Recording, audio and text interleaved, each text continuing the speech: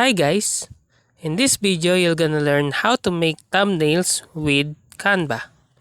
So first, you need to go to canva.com and then sign in if you don't have an account here, or log in if you have an account on Canva. Then on the search bar, search thumbnails and then type enter.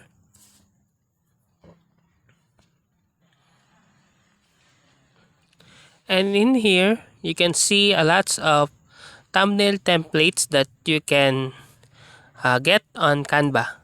They are paid, while the others are free. So we can first we choose free thumbnail here.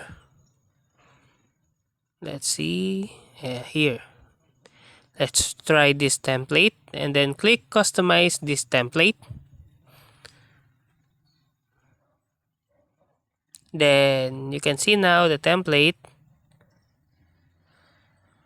of your thumbnail that you choose, and you can now edit those or that thumbnail. Sample, change the font or the text,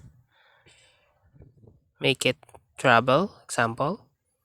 And if you finish designing your thumbnail, click the search at the upper right corner and then scroll down and click download and click download.